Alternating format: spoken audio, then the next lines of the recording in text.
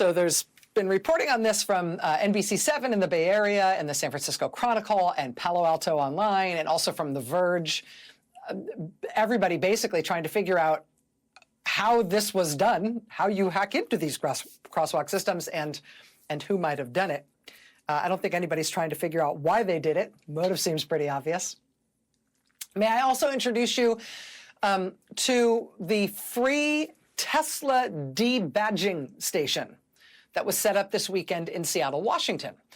Now, there was an anti-Trump, anti-Elon Musk protest this weekend at a Tesla dealership in Seattle. There's been a bunch of these in Seattle in recent weeks, of course. There were a bunch more all over the country this weekend, and even today. We'll get to that in a second.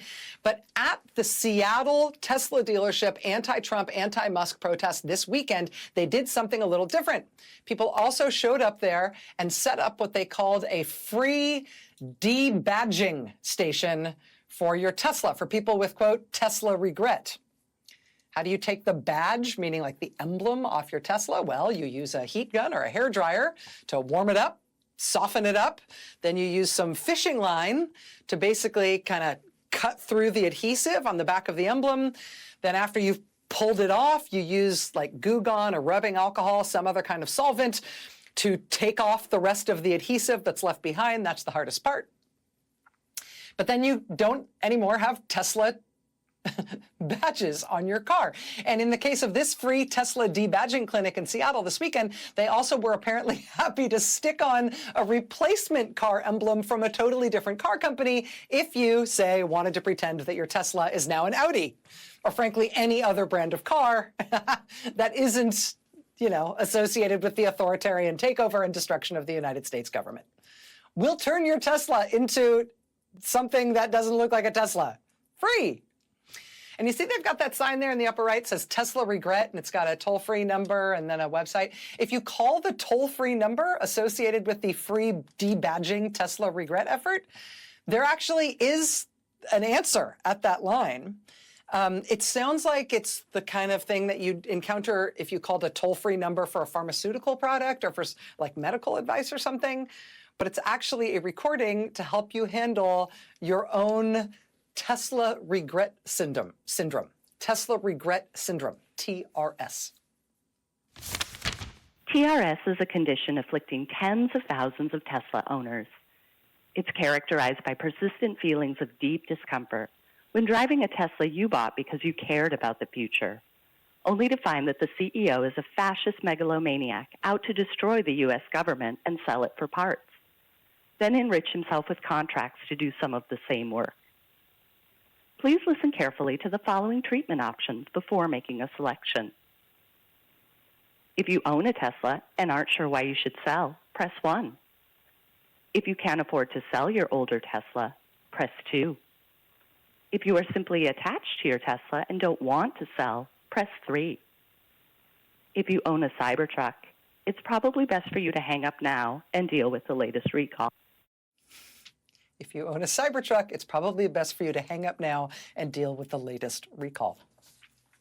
The press 1, press 2, press 3 options, those are real. They actually they connect you to, I mean, if you press 1 because you're not sure if you should sell your Tesla, you get a recording explaining that it will make a difference because if you sell your Tesla, because flooding the market with used Teslas will bring down the price of all Teslas. It will make them all lose value, even the new ones. If you press 2 because you want to sell your older Tesla, but you can't afford to, you get a recording saying, sometimes you're not in a place to sell your car. That's understandable. Do your best, though, to charge it home so Musk gets no money out of you. And please come to a peaceful Tesla takedown protest when you can. We promise you won't be the only Tesla driver there. So that's if you press 1 or if you press 2. If you press 3, they say press 3 if you are simply attached to your Tesla and don't want to sell. This is the recording that you get. We're sorry. Doing the right thing is hard sometimes. Sadly, we can't fix that. But we can tell you that people who choose to completely excise Tesla from their lives report feelings of calm, satisfaction, and even profound well-being, both because no one glares at them anymore when they get in and out of their cars, and because they feel connected to a broader effort to rescue our democracy. the Tesla Regret Syndrome Hotline. So Seattle, Washington really kicking it up a notch as of this weekend by pairing their anti-Trump, anti-Musk protests outside Tesla dealerships now with free Tesla emblem removal for any Tesla car and a free hotline to call to get help with your Tesla regret syndrome. There were hundreds of people at an anti-Trump, anti-Musk protest at the Tesla dealership this weekend in Columbus, Ohio. There were hundreds more in Tucson, Arizona, at the Tesla dealership there. There were scrappy anti-Tesla, anti-Trump, anti-Musk protests, including some in bad weather in Little Hadley, Massachusetts, at North Phoenix in Arizona, at the Tesla dealership in Stanford, California, at the Stanford Mall, and this one at Grand Rapids, Michigan, which was just at lunchtime today. In Memphis, Tennessee this weekend, there was a big protest against Trump and Musk, including a specific beef with Elon Musk in that city that's starting to get people really mobilized and really fired up in Memphis, Tennessee in particular. Watch. Protesters in Memphis on Saturday say they're concerned about government leaders and their decisions and gathered together to take a stand. This is about connecting people, connecting the community. When I look around, I see, like I said, a lot of different age groups, but it's going to take more than that. It's going to take connecting with all people who feel as though their voices aren't being heard. People held signs saying protect your rights, education is right for all, protect immigrants, and more. I would like to see us get back to the values that made us a great country, the ones that are outlined in our Constitution. I'd like to see us follow it. The hands-off movement hopes to remove leaders they believe are making harmful decisions, reverse the damage, and reclaim democracy. For here in Memphis, we've got a lot of issues with XAI, with Musk coming in and unilaterally making decisions that are dangerous to Memphians. People are hoping for a real change. I think this administration is so steeped in lies that people are beginning to believe those lies. And we've got to get back to a place where the truth actually matters. The reference there to damage being done in Memphis, Tennessee in particular, is about another one of Elon Musk's companies that doesn't get as much attention, XAI, his artificial intelligence company, which is apparently running a supercomputer facility in Memphis that's getting a lot of people there upset. They are using gas-powered turbines to power that facility, turbines for which they reportedly do not have permits. And the resulting air pollution concerns there led not just to that protest this weekend that you saw in Memphis, but also to a packed town hall with the city's mayor, who has essentially been defending the company and taking a lot of heat for it. Also, another packed town hall with other local Memphis leaders who are definitely not defending Musk's company, and some of them are saying that they want XAI shut down in Memphis as a public health menace. So all of those concerns dovetailing in the great city of Memphis, Tennessee. But, I mean, all across the country, the protests are not going away. There's more and more of these to cover every single week. Look at this one, this big one at Little Rock, Arkansas, at the state capitol this weekend. This is Arkansas this weekend. This was also another big one in Johnson City, Tennessee, a big turnout there. At the protest in Johnson City, Tennessee this weekend, they also did a food drive in conjunction with their protest, since Trump, of course, has cut support to food banks. This was Laguna Beach, California yesterday in Southern California. This was yesterday at the Wisconsin State Capitol, a big crowd protesting cuts to the VA and services for veterans in Wisconsin. Same goes in Little Menastique, Michigan, on the Upper Peninsula in Michigan. Michiganders there protesting the cuts to veterans care in Michigan.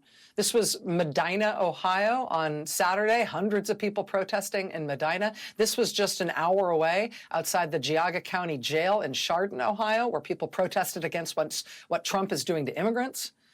This was a vigil and protest for immigrants and their families in Little Elizabethtown, New York, yesterday in the Adirondacks. This was a march in Tennessee at the state capitol today. People wearing mortarboards like it's graduation, standing up for immigrant kids and their families who are being targeted by Republicans in Tennessee state government, who are aping some of what Trump is doing at the federal level.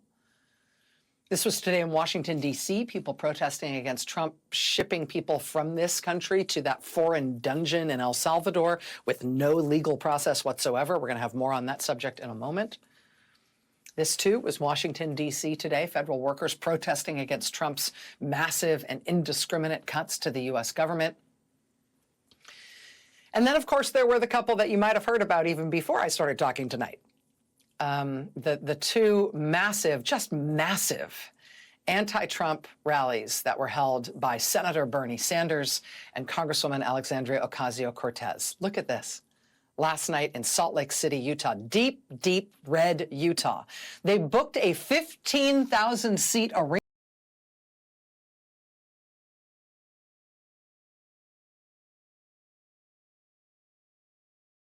They'd never fill that up. Well, they ended up filling all 15,000 seats in that arena. Then another 1,000 people packed onto the floor. Then 4,000 more people on top of that crowded outside the arena when they couldn't get in. They turned out 20,000 people in Utah last night.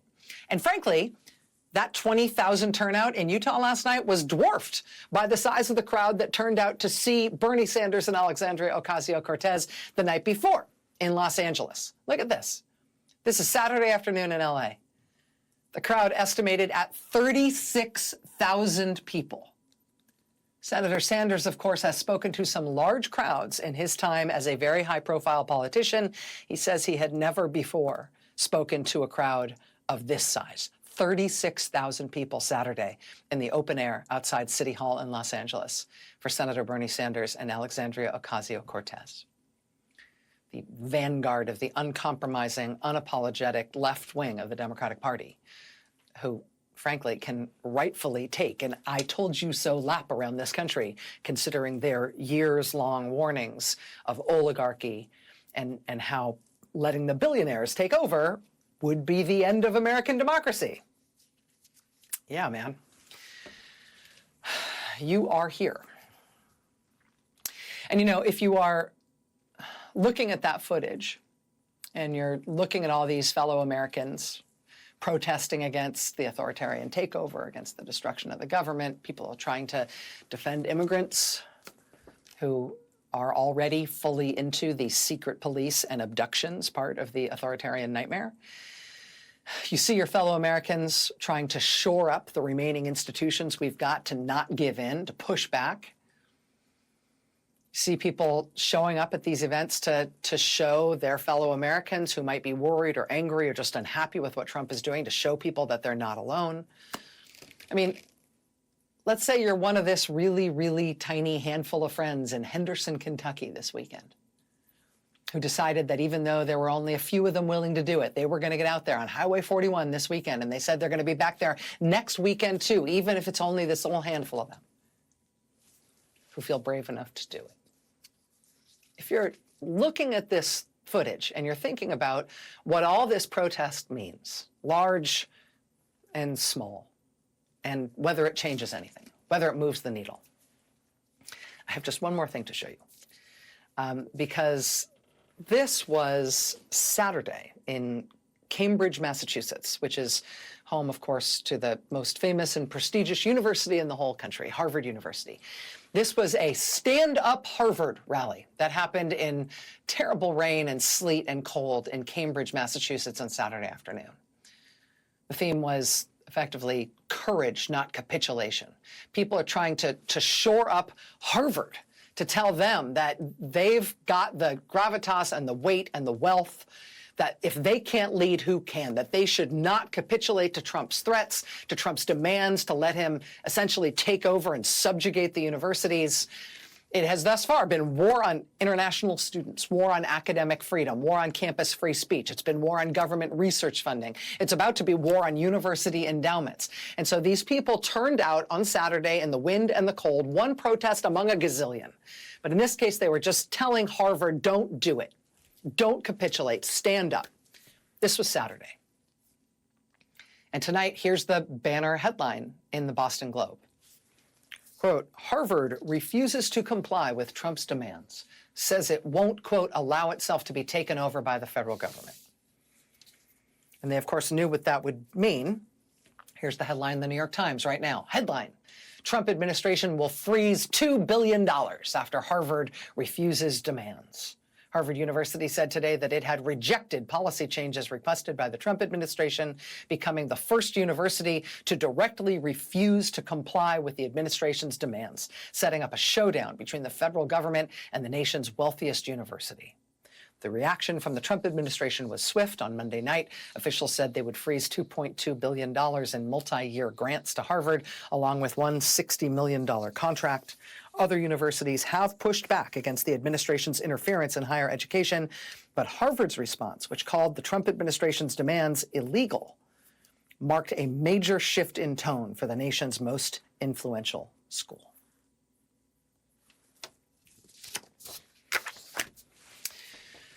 You know, the law firms that Trump has been extorting, basically, threatening them and then telling them to pay up if they don't want more pain, right? The law firms that Trump has been extorting, according to new reporting in the Wall Street Journal, Trump has been making the law firms negotiate their protection racket extortion deals with Boris Epstein, who does not work for the U.S. government. He just works as a kind of personal fixer. I think of him as sort of a universal donor of menacing atmosphere to President Donald Trump and all things that surround him. Boris Epstein is under felony indictment in Arizona. He has pled not guilty. He did plead guilty to disorderly conduct in Arizona after he was accused of repeatedly groping women in an Arizona bar. Mr. Epstein also denied allegations that he was selling administration jobs in this second Trump term in exchange for cash bribes. But now Trump has him of all people, personally working out the protection deals that he is extorting from the nation's great law firms, where they allow Trump to dictate their policies at the firm, and they agree effectively to pay Trump by giving free legal services to causes he chooses. And in return, apparently Boris promises these firms that the Trump administration's not going to hurt him anymore. He's having Boris do it. That's the kind of deal-making we're talking about here. It is straight out of season 1 of The Sopranos. And much like the law firms, colleges have thus far been trying to negotiate their own deals.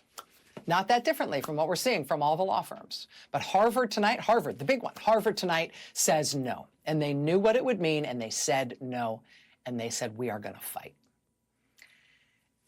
And I don't know what put the steel in their spine to do it. But saying no, we're going to fight, was an option for everyone. Harvard has now taken that option, which means that fight at least is on. Cheryl and Eiffel is here tonight. Martin O'Malley is here tonight. So much to come. Stay with us. Okay, the tape is a little hard to hear, but if you listen closely, you can just make out what the president is saying as he enters the Oval Office today with the president of El Salvador. Criminals next. Yeah. They said homegrowns are next. The homegrowns. You got to build about 5 more places. Yeah, that's fair. All right. Laughter all around. That was Donald Trump today talking to the president of El Salvador, a man who calls himself the world's coolest dictator. And you could hear there what sounded like Trump promising that he's about to send to a prison in El Salvador the, quote, homegrowns, meaning U.S. citizens. He says homegrowns are next. You're going to need to build about 5 new places. The Trump administration has flown hundreds of non-U.S. citizens to this foreign prison in El Salvador already, including 10 more that they flew there this weekend. Even though the U.S. government has sent these people to this prison, the Trump administration says they have no protection under U.S. law there, that this facility doesn't answer to U.S. courts. The people sent there are just gone. They're sent into that prison maybe forever with no way to be heard, no way to contest whatever the designation was that got the U.S. government to send them there. Certainly no way to get out, ever. Are homegrowns really next? Would the American president send American citizens to indefinite, totally lawless, apparently permanent imprisonment in El Salvador as well? Is he open to that? Apparently, yes, he is. If it's a homegrown criminal, I have no problem. Now, we're studying the laws right now. Pam is studying. If we can do that, that's good. And if we can do that, that's good. Pam, meaning Pam Bondi, the Attorney General. So he wants to send American citizens to foreign prisons where U.S. legal protections don't apply at all, where people can be held for the rest of their lives without ever having a day in court or any sort of process. He says Attorney General Pam Bondi is, quote, studying the laws right now to see if he really could do it because he'd love to do it. It was only last week on Thursday when the Supreme Court ruled unanimously 9-0 in favor of a man named Kilmar Abrego Garcia. He's a legal resident. He's a Maryland father. The Trump administration admits they sent him to that prison in El Salvador by mistake. The Supreme Court effectively ordered the Trump administration to facilitate this man's return to the U.S. from that El Salvadoran prison without explicitly defining what that would look like. The Trump administration has insisted that they can't return him, and they don't intend to. They said that the man's fate is up to the president of El Salvador for some reason. Today in the Oval Office, it was a reporter who finally asked El Salvador's president if he would please return this man to the United States. The El Salvadoran president called the question, quote, preposterous. Of course he wouldn't. So we have here a constitutional nightmare, a legal nightmare, obviously a moral nightmare.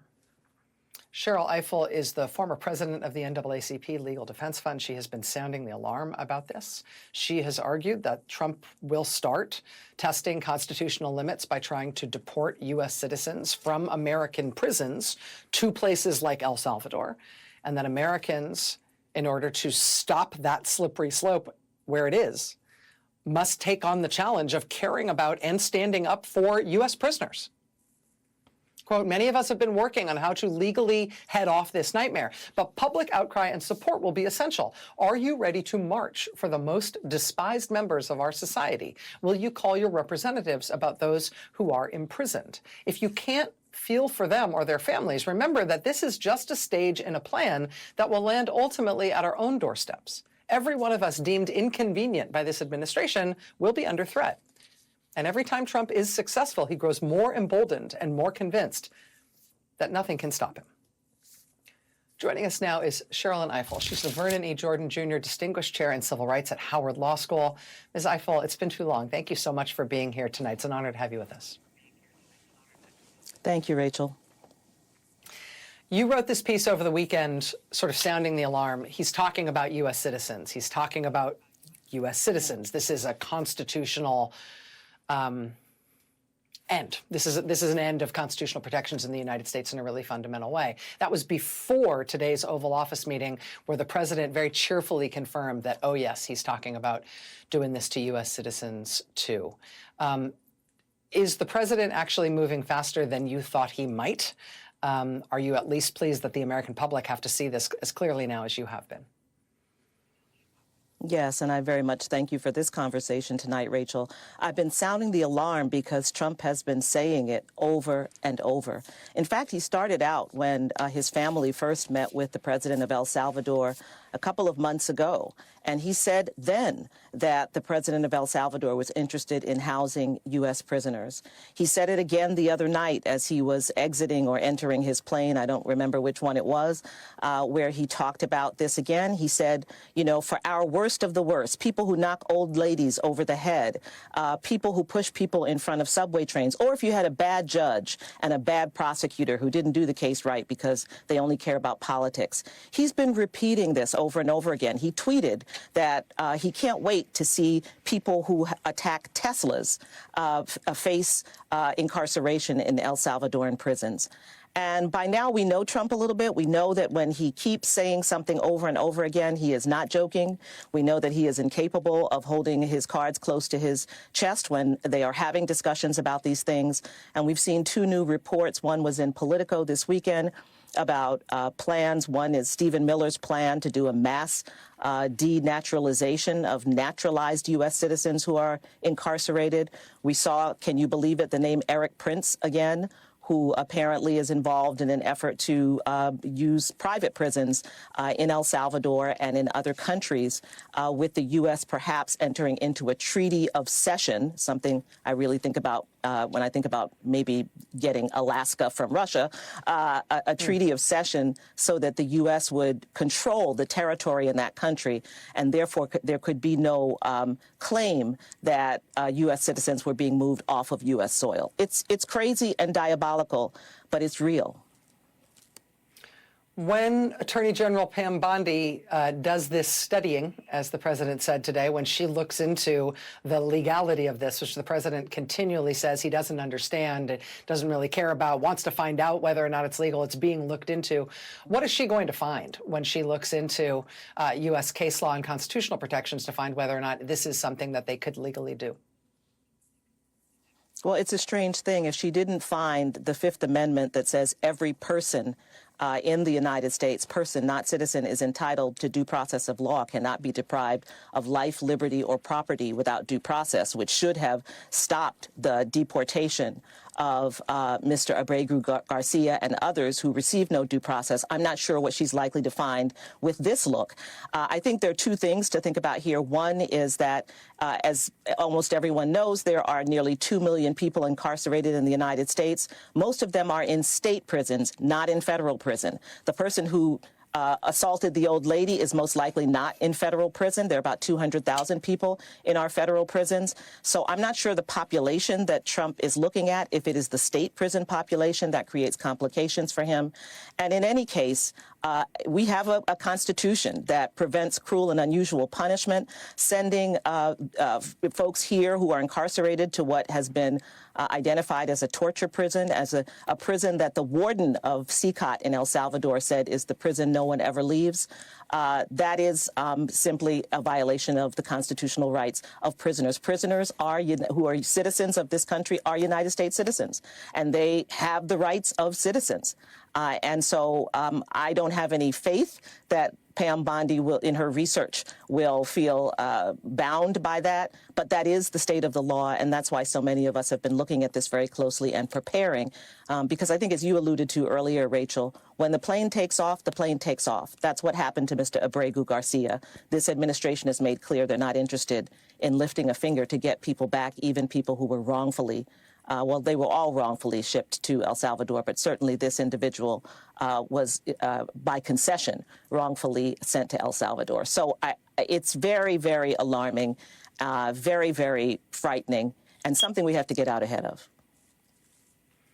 Cheryl Eiffel, Howard Law School professor and friend to this show for a very long time. Thank you for your time tonight. We're going to stay very closely on this story. We'd love to have you back soon as it Thank you. As it develops. Thanks. Thank you, Rachel. Thanks. All right. Much more news ahead here tonight. Stay with us. So he was a career staffer. He'd worked his way up through the ranks of the Social Security Administration. He'd started at the very bottom, made it all the way up to the top of the agency. He'd been there more than 25 years. He really knew the agency, really knew the program. He really knows the stakes for Americans. He also knows the rules.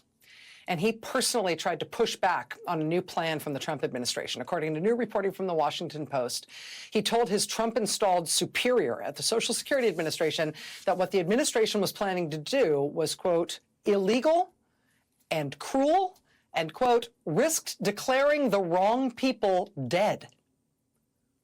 The Trump administration responded by having security physically escort him out of the building. They marched him out, put him on administrative leave.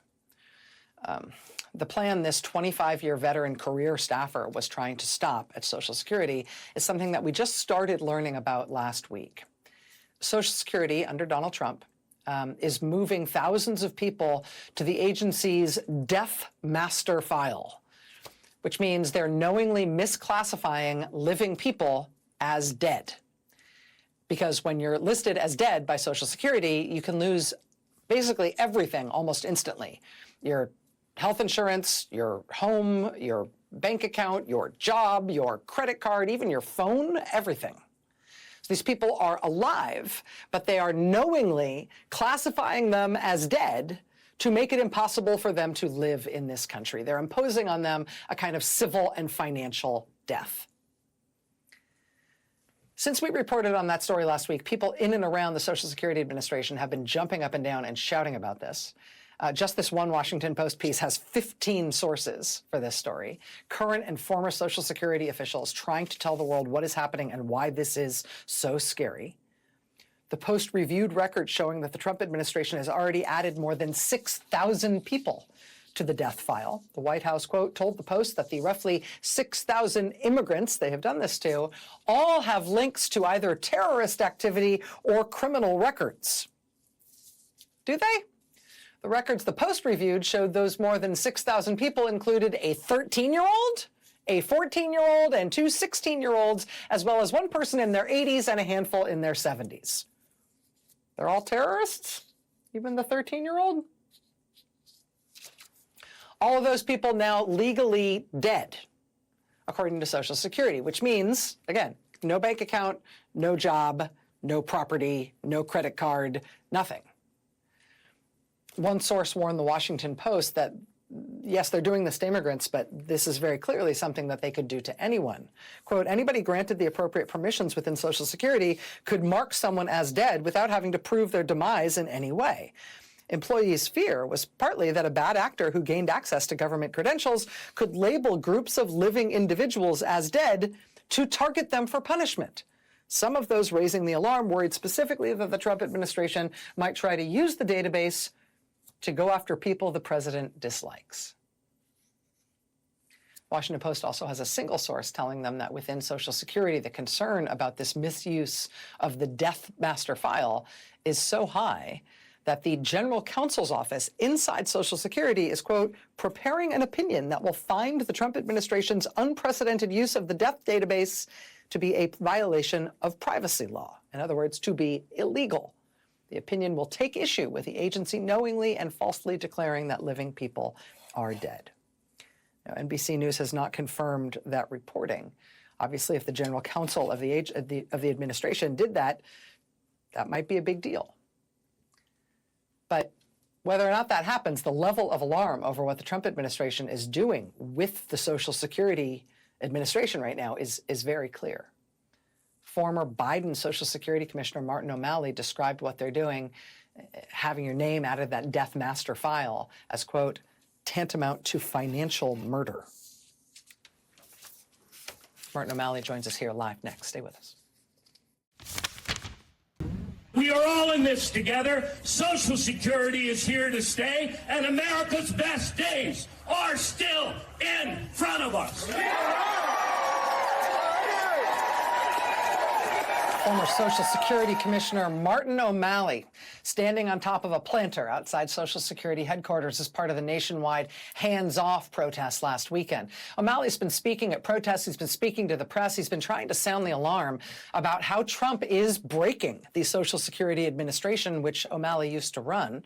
He's now speaking about what appears to be the Trump administration's goal to weaponize Social Security, using it now to target immigrants, potentially to target the president's opponents, by messing with their Social Security data to declare individual living people dead. Declare them dead even though they're alive, which imposes a kind of civil and financial guillotine on anybody who gets targeted in this way. O'Malley has called it, quote, tantamount to financial murder. Joining us now is Martin O'Malley, former commissioner of the Social Security Administration under President Biden. Commissioner O'Malley, it's really nice of you to be back with us tonight. Thank you. Thank you for your reporting on this. Really, really appreciate it. I find it hard to explain in sort of layman's language what it means for the government to declare you dead when you're alive. Can you help people understand the implications of this? Sure, there are many ramifications. I mean, if you suddenly appear in the death master file, that's not only for Social Security. Social Security, by law and congressional statute, maintains that death master file, but all sorts of banking institutions, credit institutions, states, departments of, health, food stamps, Medicaid, they all ping off of that. So if they find out, if they're told that somebody's dead, they cut off those benefits. So this has grave ramifications. And as you pointed out, Rachel, if they can do this, to people who came to this country legally, they can do this to any of us. This is the first time we've ever seen this unlawful, criminal corruption of the data of the American people that's contained at Social Security, which, by the way, those employees protect and always have protected with a sacred vow. What do you think can be done to stop this? Well, there are many lawsuits. One of them just today, a former deputy at Social Security filed another declaration just today outlining, just how outrageous this is. So this will definitely be going to court. And there's a lot of lawyers out there who see that this program of Social Security is being deconstructed before our very eyes. In fact, I'm out here in Chicago. There will be a conference tomorrow of a new group of advocates and counselors and representatives for people with disability. And President Biden will be speaking there for the very first time after leaving office. And I can guarantee you, President Biden will be speaking very directly to this gutting of Social Security with a chainsaw. One of the things we've done a couple of interviews about here on the show is efforts by the Attorney General in the state of Arizona, now the state of Michigan, to at least give people a place to report when they're having trouble with Social Security. It's an online form, both for Arizona and Michigan residents at their Attorney General's office website, where people can at least let the state know when they're having difficulty. Do you want more states to do that? Do you think that's helpful? Absolutely. Absolutely. In fact, I think the attorney generals play a really important role right now.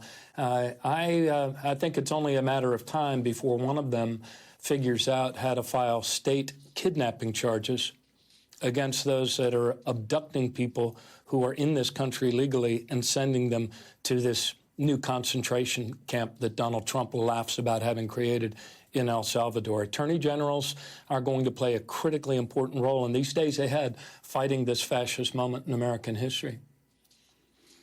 Martin O'Malley, former commissioner of the Social Security Administration, former Maryland governor. Sir, thank you very much for your time tonight. Love to have you back soon. Thank you, Rachel. Thank you. We'll be right back. Stay with us. That's going to do it for me for now. See you again tomorrow and every night this week at 9 p.m. Eastern. Now it is time for The Last Word with the great Lawrence O'Donnell. Good evening, Lawrence. Good evening, Rachel. And I know you look really surprised because I'm wearing a tie you've never seen before. And it's the first time ever use of this tie. We'll never see it again. I actually wasn't aware that I possessed this tie, but there it was. It has a little Latin word inside each one of those symbols there. The word veritas, meaning truth, of course. And this is the one night, it's a one night only appearance of this tie on this program. It is, I get it. It makes me feel a little verklempt. I got it. Mm-hmm. But I know that is not something that you usually billboard in the world about yourself and your past and your upbringing, as it were.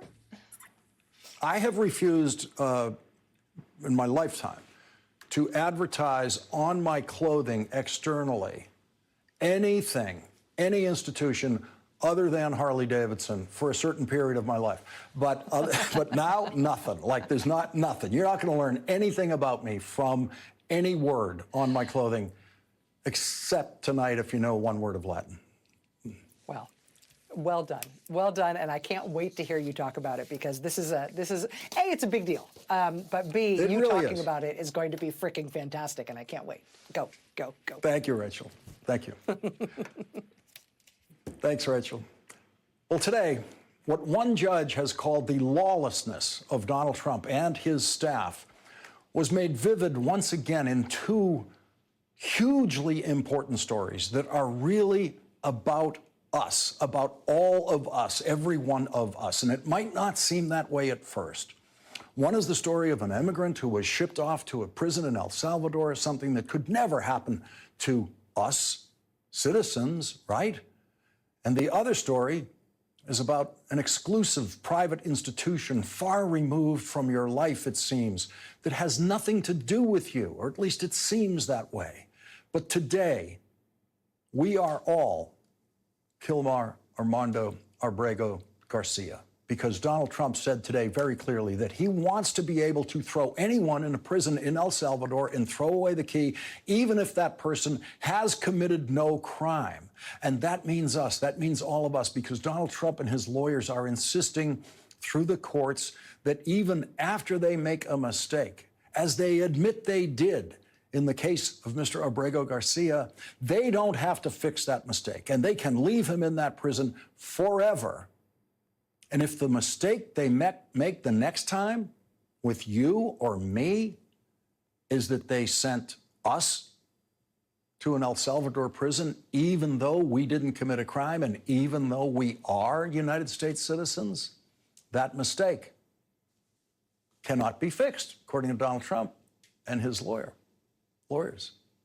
No American court can order that an American citizen illegally deported to a prison in El Salvador by Donald Trump can ever be saved from that mistake. That's the position of the President of the United States and his lawyers, and there has never been a darker statement made by a President of the United States or his lawyers about what it means to live in America than that statement. Donald Trump is the only president who believes he can snatch anyone off the streets in the United States, send that person to El Salvador, find out later that that person never committed a crime and is a citizen of the United States, or any other mistake Donald Trump made in the seizure of that person, and Donald Trump can leave that person in prison in El Salvador for the rest of time. That is the constitutional dementia of Donald Trump. Donald Trump and his lawyers brought the same constitutional dementia to an attack on our oldest American. Using his own library of hundreds of books as the very first contribution to Harvard University, a Puritan minister named John Harvard created America's first university in 1636, 153 years before the government of the United States of America was created. Harvard graduates played a major role in the creation of the United States of America, including the second president of the United States, John Adams. More presidents of the United States went to Harvard than any other school, and not one of those previous presidents of the United States, whether they went to Harvard or not, ever attempted to seize control over Harvard University, as Donald Trump attempted to do before he got crushed by the oldest institution in America today. The oldest American in that sense, Harvard University. Donald Trump and his lawyers threatened Harvard, as they have already to other universities, that they would be cut off from any federal contributions to the important research, including life-saving research done at Harvard and other universities, unless Harvard simply, in effect, made Donald Trump the president of Harvard. Donald Trump demanded control over the admissions policy at Harvard University. Donald Trump demanded in writing control over all hiring at Harvard University, from professors to the maintenance staff, to cooks in the cafeteria, to the football coach. Every single job at Harvard University was to come under control of the President of the United States. And the President of the United States alone would decide who should or should not be hired at Harvard University, who should or should not be admitted to Harvard College. Imagine Donald Trump sitting there in the Oval Office deciding who should be admitted to a university, who should be admitted to Harvard Medical School or Harvard Law School or Harvard Divinity School or the Business School or the Dental School or all the other graduate schools.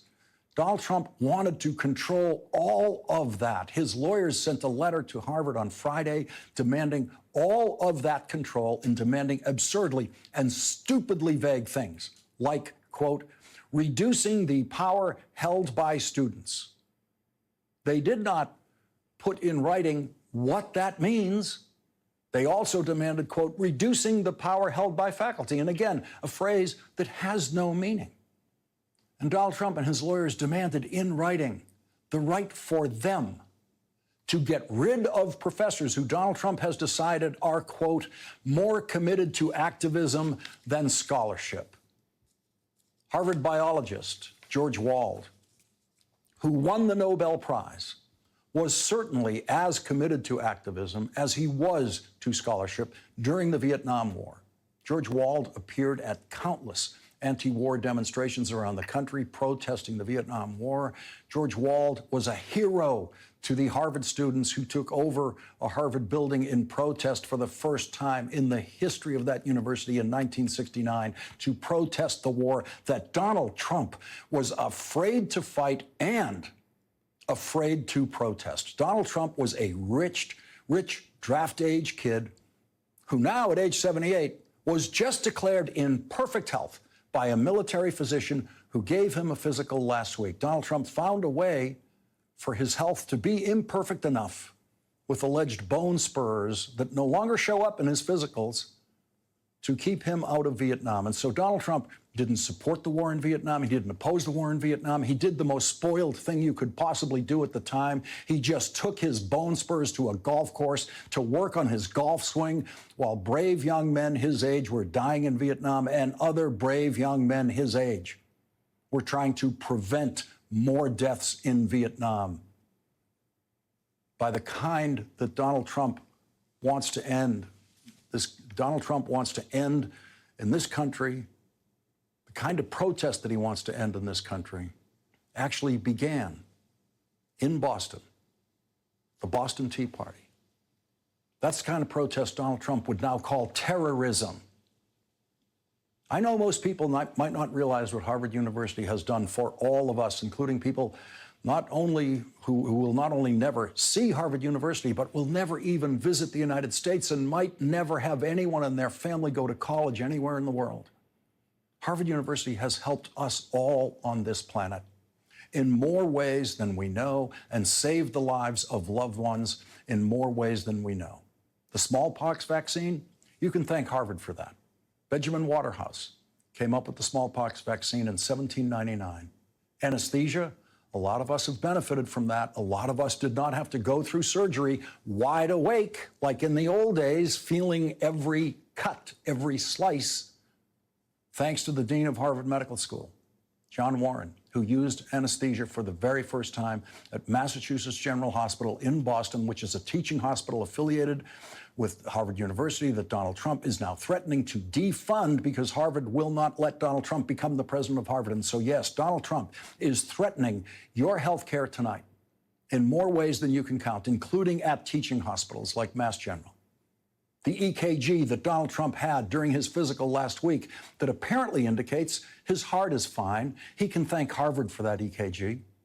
Dr. Paul Dudley White of Harvard Medical School introduced the electrocardiogram in 1914, and literally millions upon millions upon millions of lives have been saved around the world by that intervention. We are all related to someone whose life was saved by something doctors saw in an EKG that allowed cardiologists to take action to save that life.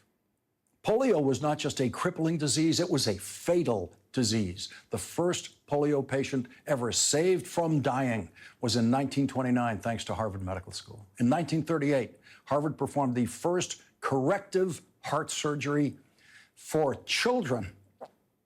And Harvard has not been asking the parents of children with heart conditions to thank Harvard for decades for the way doctors around the world have learned to save those children with heart problems, thanks to the breakthrough in corrective heart surgery for children at Harvard in 1938.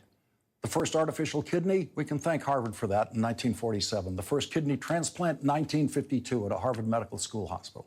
And Donald Trump should be very, very grateful for Harvard inventing his favorite pill in 1954, the oral contraceptive for women that millions of women around the world have been able to use to control their own choices in life. Harvard pioneered telemedicine in 1968, non-invasive fetal heart monitoring in 1973. And the first MRI was in Boston at Massachusetts General Hospital, Harvard's teaching hospital, in 1979. And for those of you who haven't yet needed an MRI or an EKG, Harvard invented laser tattoo removal. And so the list of Harvard's research accomplishments just in medicine that benefit all of us around the world is endless. And Harvard research has contributed to every area of science. The world-renowned chemist James B. Conant was president of Harvard during World War II when the United States embarked on a secret research program called the Manhattan Project. It was called the Manhattan Project because it began at Columbia University, a university Donald Trump is also trying to take over.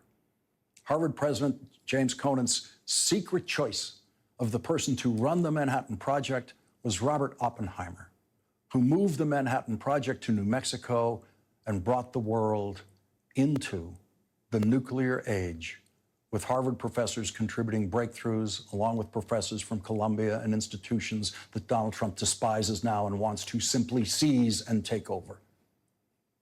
Today, Harvard's lawyers responded to Donald Trump's lawyers by refusing the Trump demands, saying that they were, quote, in contravention of the First Amendment, invade university freedoms long recognized by the Supreme Court. The university will not surrender its independence or relinquish its constitutional rights. Neither Harvard nor any other private university can allow itself to be taken over by the federal government. And that is the way you stand up to tyrants. And that is what Harvard did for all of us today. Stood up to the tyrants. The pretext for the Trump attempted takeover of Harvard and other universities is that Donald Trump believes there is nothing more important for a university to do than to oppose anti-Semitism, which every one of these universities already does and did long before Donald Trump ever pretended to do that. Although Harvard University is 150 years older than the United States of America, Harvard had fewer presidents than the United States of America. So numerically, the Harvard presidency is a more exclusive club than the American presidency, and the current president of Harvard is the latest in a series of Jewish presidents that Harvard has had in a country that has never had a Jewish president of the United States.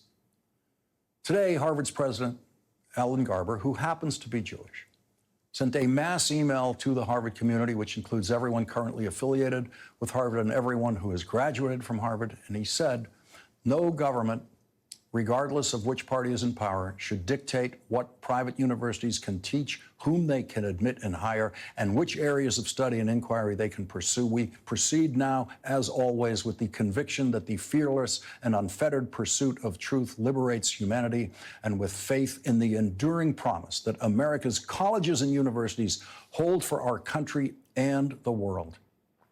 President Garber cited Harvard's ancient motto, Veritas, which is Latin for truth, and then said, seeking truth is a journey without end. No one working for Donald Trump can understand a word of what Harvard's president said today. In the Trump lawyers' threatening letter to Harvard demanding changes at Harvard, they kept repeating the phrase, reforms must be durable. That was their word, durable. Harvard has a lot to teach Donald Trump and his lawyers about what durable means. 389 years. How's that for durable?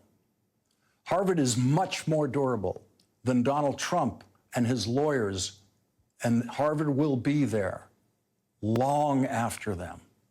The great circular idiocy of the Trump threatening letter to Harvard says that they insist, quote, the university must immediately shutter all diversity, equity, and inclusion programs. And in the same letter, they demand diversity, and that is their word. They demand, quote, hiring a critical mass of new faculty within that department or field who will provide viewpoint diversity. And so, in that Trump sentence, diversity is a good word, and diversity is exactly why Donald Trump is trying to take over Harvard University. That's what his letter says. And in another line of the same letter, they use the word diversity as a slur, as they usually do. That's how broken the brain of Donald Trump is. He doesn't know what diversity means. His lawyers do not know what diversity means, and they prove that by demanding diversity from Harvard University while forbidding Harvard University to pursue diversity. That is as stupid as you can get and have a law degree and dare to write a threatening letter like this to Harvard University.